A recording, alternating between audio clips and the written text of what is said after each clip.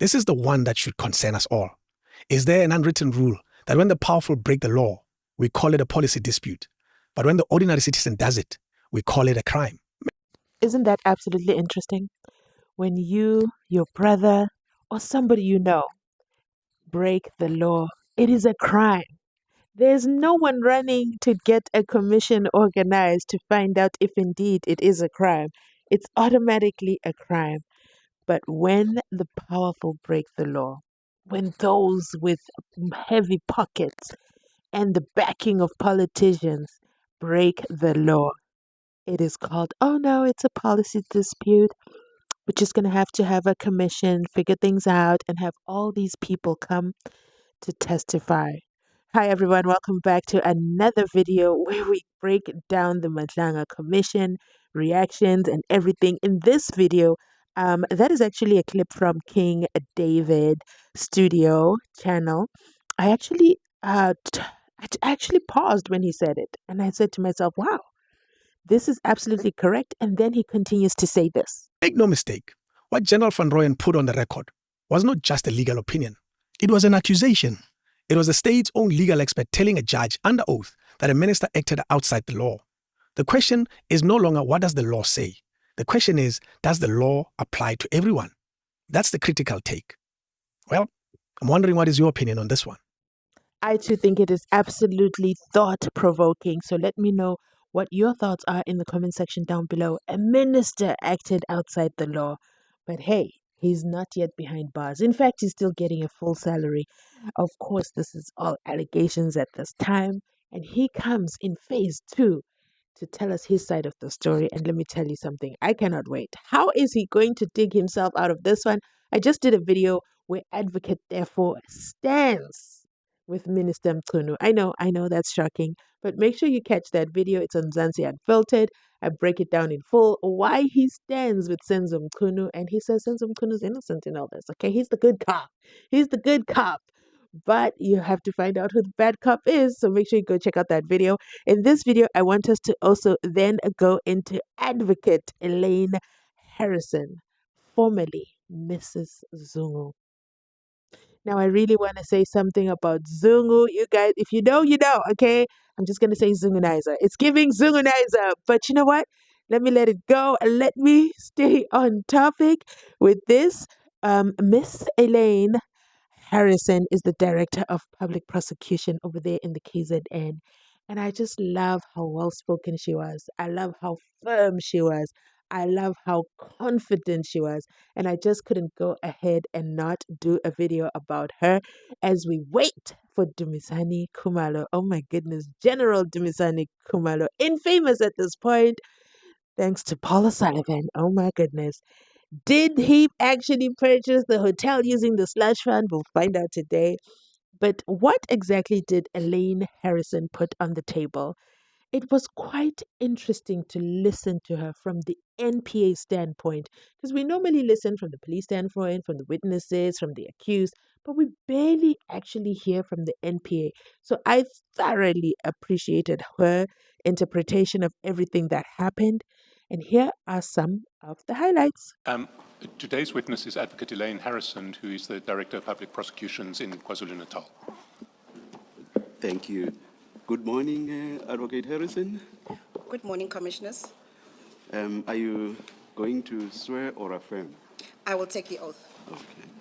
Do you swear that the evidence you are going to give is the truth, the whole truth, nothing but the truth? If so, raise your right hand and say, "So help me God." So help me God. Then if we go to the witness statement, if I can take you to paragraph 2, can you tell the Commission when you joined the NPA and when you became permanently employed at the NPA? Thank you. I joined the NPA on 1 June 2000 as an aspirant prosecutor. I was permanently employed by the NPA on 1 December 2000. Throughout my career as a public prosecutor, I have held various positions. And in the correspondence that we see in the bundle, you sometimes sign documents using the name Zungu and later Harrison. Can you just explain that to the Commission? At the time when I was appointed to act as the Director of Public Prosecutions in May 2019, I was still using my surname of Zungu. Thereafter, after my appointment, well, sometime after my appointment as permanently, I then reverted back to my maiden surname of Harrison. Thank you. I'll just read them out. In respect of KwaZulu-Natal, by virtue of my position, and in terms of Section 179(3) of the Constitution, read together with Section 24(1) of the National Prosecuting Act 32 of 1998, I have powers and responsibilities as set out hereunder. 1, power to institute and conduct criminal proceedings and to carry out functions incidental thereto, as contemplated in Section 23 of the NPA Act. 2, supervise, direct, and coordinate the work and activities of all deputy directors and all prosecutors. 6.3, supervise, direct, and coordinate specific investigations and carry out all duties and perform all functions and exercise all powers conferred or imposed on or assigned to me or under any law which is in accordance with the provisions of this National Prosecuting Authority Act. In layman's term, a very, very powerful woman, okay? A very, very powerful woman making powerful moves and powerful decisions. But I want to highlight her body language when she uses the word all, okay? AKA everything. I am doing it all. I love how she emphasizes the all, okay? That, listen, I'm the one, okay? I'm the one you need to talk to when it comes to what's going on in the NPA, in the KZN, okay, the tiny little corner of KZN, as Shadrach Sivia refers to it. But let's continue listening on because she has now established why she should be inside Pktt within the Mandanga Commission and why she's an intricate part of what happened, or should I say, what didn't happen with regards to including her and her department. Let's continue listening on. I have always exercised the mandate of the NPA without fear, favor, or prejudice. Now, we're going to get in some detail when we come to the correspondence to issues relating to the Political Killings Task Team. But at this point, can you just very briefly, with reference to paragraph 8, explain your overall view of the Political Killings Task Team and what value, if any, it had? As the Director of Public Prosecutions for KwaZulu-Natal, I have considered the Political Task Team as an essential and necessary structure for the province of KwaZulu-Natal and the country as a whole. This is so as the team was precisely aimed at dealing with politically motivated and related crimes that gained momentum and threatened to destabilize the province and to spiral to other provinces. Remember when she described her role as all, okay? Everything going on inside Pktt within the NPA involves her, and she gives that rubber stamp of approval. Well, she's asked now, what do you think about the Pktt? And she says, are you kidding me? That is an essential and necessary structure for KZN and the country as a whole. And then I say to myself, I cannot wait for Senzo Mchunu to come to the commission and respond to why he felt it was not an essential and necessary structure, and worse, even worse, when he said there hasn't been any, political unalivings going on since 1994. I can't even believe he said that out loud. That is just really, really shocking. Which country is he talking about? But anyway, let's continue listening on. So there she is. She's set the stage. She's drawn the line in the sand. She is team Political Killing Task Team. Where did it go? Why did it go? I'm here to bury Senzo Mchunu as well. Let's continue listening on. Now, when did you first hear reports relating to the disestablishment of the task team? During December 2024 and January 2025, I was on leave. So during January 2025, I then, through the social media reports, I came to learn about the de-establishment of the task team. And at that time, I thought that it was fake news. So I was on leave. So you initially thought it was fake news. When you returned from leave, what did your opinion change? After I returned to the office in January 2025, I was informed by Advocate Gaba, the dedicated prosecutor who's responding to the task team matters, that the social media reports may be well true, because the team had been informed by General Kumalo, only to continue with matters that had been enrolled or were waiting for decision. Now, have you ever formally been notified of the disestablishment of the task team? At no stage was any formal communication addressed to my office notifying us of the de-establishment of the task team. I want to take you now to a letter that Lieutenant General Mkhwanazi addressed to you in May 2025. And that letter is at page 244 of the separate bundle that you have. So if you can go to 244. Found it. So on page 244, you've confirmed you received this letter from Lieutenant General Mchunu. It's a very short letter. Can you just simply read its contents into the record? Thank you. It's addressed to myself as the Director of Public Prosecutions in KwaZulu-Natal. It is dated the 22nd of May, 2025.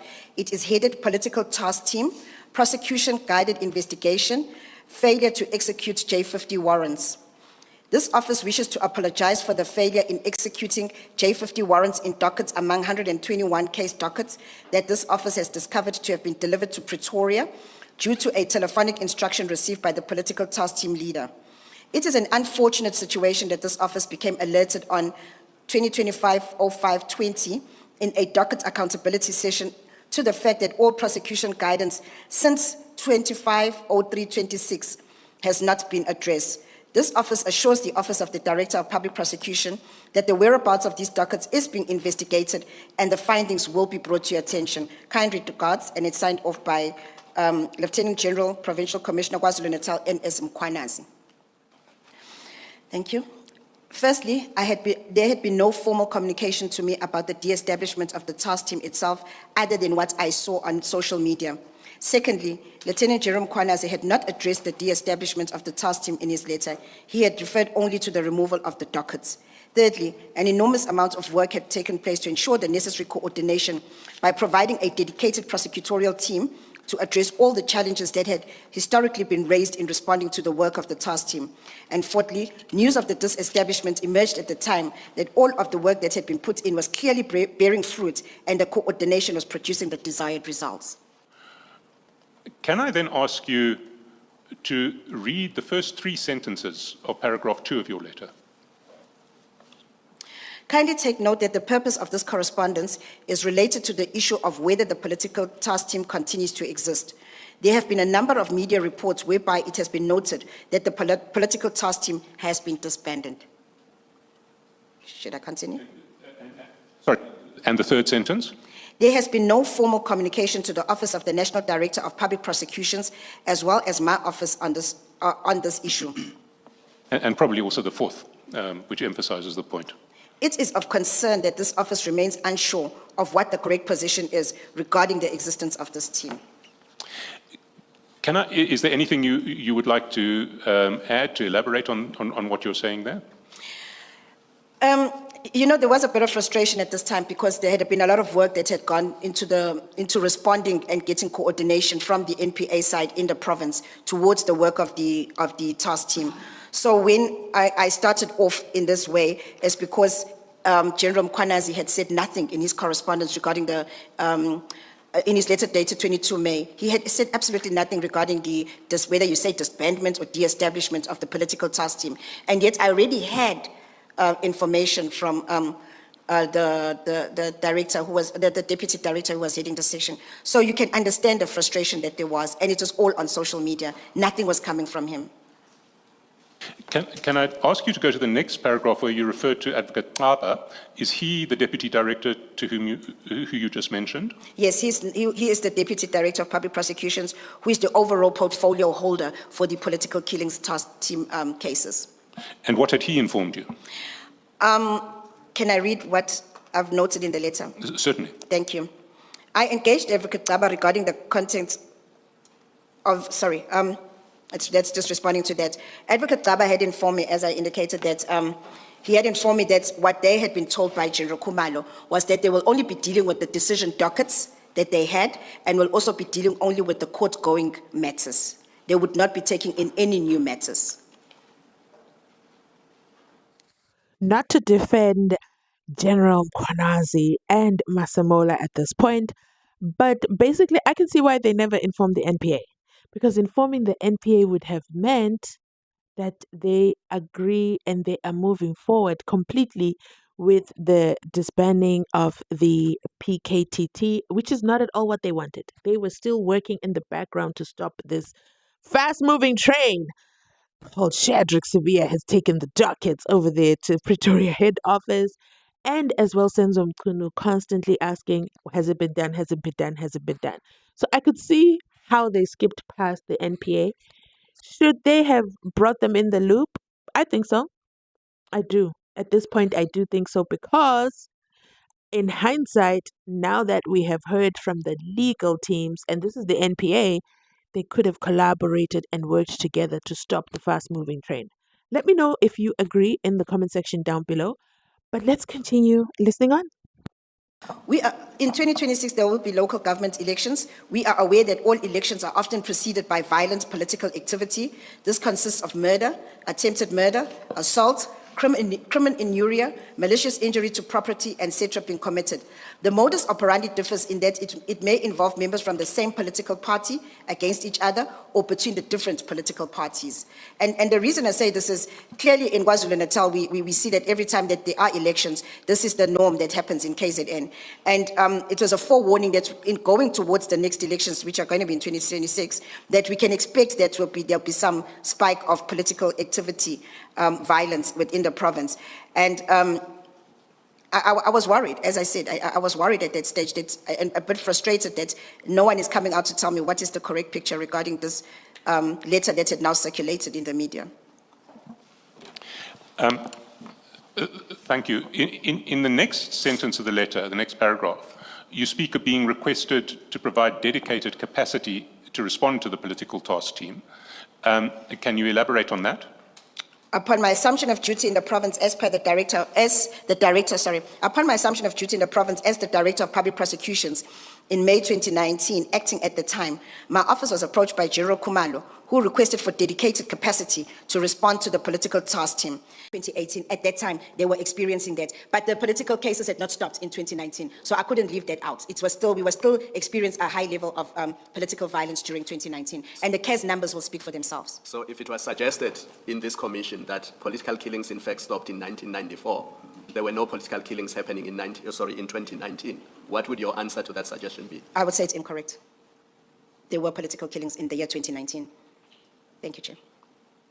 Once again, she responds without fear or favor. And she puts a full stop, as in there is no way you can come back to me with the follow-up question. How can anyone ever say there were no political killings since 1994? And she responds, oh my goodness, they were there even in 2019. So I would say it's incorrect. Full stop. And then watch her body language. She turns back, okay, from Commissioner Khumalo back to the evidence leader to say, let's continue on. Okay, let's move on. There is no topic there to discuss about. There's nothing to expand. There's nothing to explain. Incorrect. That is how much confidence she is, how much confident she is in the Pktt that Senzo Mchunu wanted gone immediately per his own letter. Okay, let's continue listening on. Okay. These are found on page 8 of the correspondence from the Minister Elaine, dated 24 May 2019. They read as follows. The political related cases, especially murder, are organized in nature with different role players carefully identified, i.e. hitmen, spotters, coordinators, and individuals at the top who are ordering the hits. Number 2, most cases are dependent on Section 204 witnesses that were part of the syndicate, especially when the investigation has to be directed against individuals on top politicians and tenderpreneurs. The involvement of politicians and business people poses a threat of attempts to bribe the criminal justice system personnel. If it falls, then attempts to turn Section 204 against the state. If it fails, then attempts to turn Section 204 witness against the state. If that fails, they kill the state witnesses, which results in the case being withdrawn. The lack of dedicated prosecutors to guide and prosecute on allocated cases. The trial-ready cases being postponed for a longer period due to unavailability of dedicated magistrates. The repetitive granting of bail to accused who are already on bail. Then number 10 deals with the recommendations. A dedicated courtroom for the processing of the politically related cases, dedicated preferable prosecutors and magistrates to deal with these cases, appointment of a permanent KZN Director of Public Prosecutions, urgent appointment or utilization of police officials to fulfill the function of the security officers in the Witness Protection Program, as prescribed in the Witness Protection Act 112 of 1998, Section 3, subsection 5A3, and Section 6B. Yours faithfully, Minister Pktt, Minister of Police. The more witnesses speak, the more it seems to get darker and darker for Senzo Mchunu. The hole seems to just be getting deeper and deeper. I am waiting patiently for Senzo Mchunu to come because I think it's only fair that we hear from him before we pass our final judgment, okay, as members of the public jury. But from where I'm sitting, I don't know how he's going to do it. It's going to possibly take a miracle. It's going to take an overhaul of the entire system for him to stand firm. To stand firm. Oh my goodness, my words are losing themselves on a Monday. It's just going to be weird just to see how he's going to do it. It reminds me of when he was there inside Parliament and they asked him about Mr. Brown Mahonzi and he was like, well, he's a comrade. No, I don't know him. It's like, my brother died. I mean, that whole my brother died situation he brought up, that was a deflection tactic. So in my prediction, he's going to be doing a lot of that, but he won't be able to get away with it in the Madlanga Commission. Because one thing about Madlanga and the other commissioners, Ubaloyi and Kumalo, they press on with the questions. They keep asking and asking. They flodge and flodge and flodge until the answer comes out. Let me know your thoughts in the comment section down below.